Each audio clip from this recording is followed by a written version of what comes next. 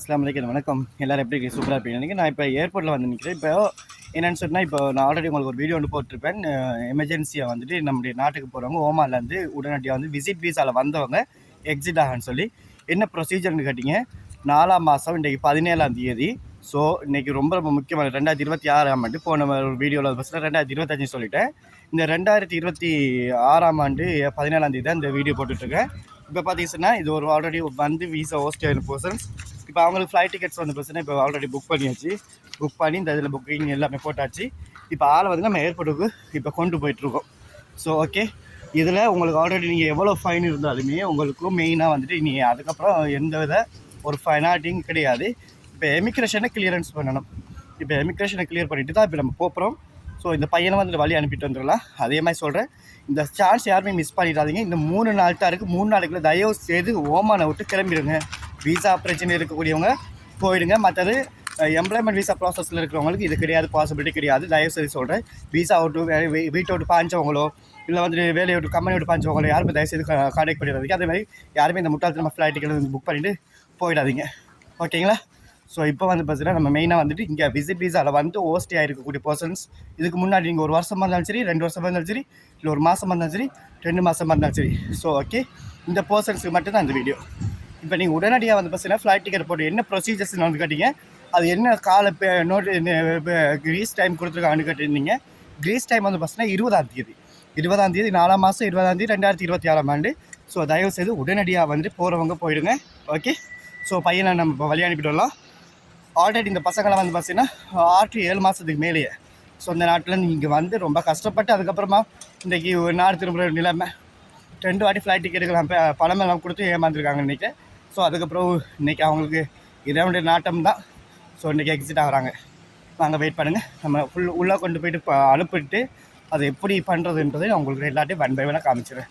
ஓகேங்களா? இப்போ நம்ம டிபார்ச்சருக்கு வந்துட்டோம். ஸோ இதுதான் ஓமானுடைய சர்வதேச விமான நிலையம். ஓகே, இது டிபார்ச்சர் ஏரியா.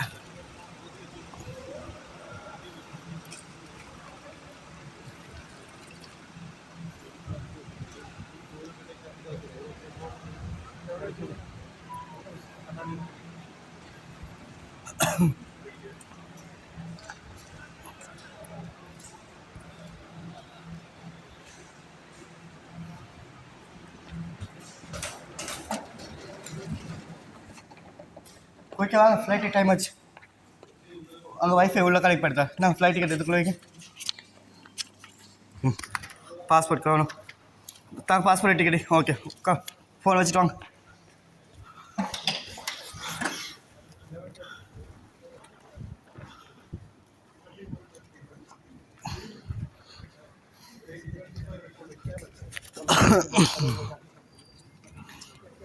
இனிமேல் விசிட்டில் வரதா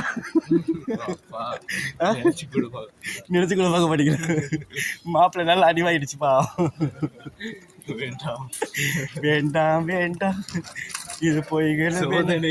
ஆமாம், இன்னொரு விஷயம் என்னன்னு சொன்னால், நீங்கள் அங்கேருந்து பேசுங்க. ஸோ இப்போ விசிட் வீசாவில் இப்போ வந்து இப்போ மாட்டிகிட்டு இருக்காங்க இல்லையா, அவங்களுக்கு ஏதாவது ஒன்று சொல்லிடுங்க. இப்போ உடனடியாக இப்போ 20ஆம் தேதி வரைக்குமே இந்த வீசா கிரீஸ் டைம் இருக்குது. அதை பயன்படுத்திக்கிட்டு கடனோட வாங்கி போட்டால் டிக்கெட்டை போட்டு போயிடுங்கன்றது சொல்லிடுங்க. சொல்லிடுங்க. அப்படி ஃபேஸை காமிக்குதால தாங்க.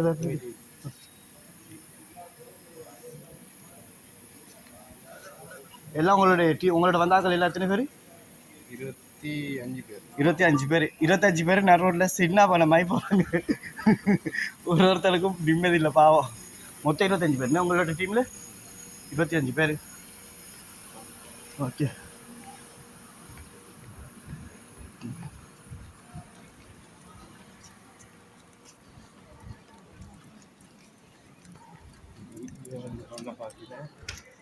என்னப்பா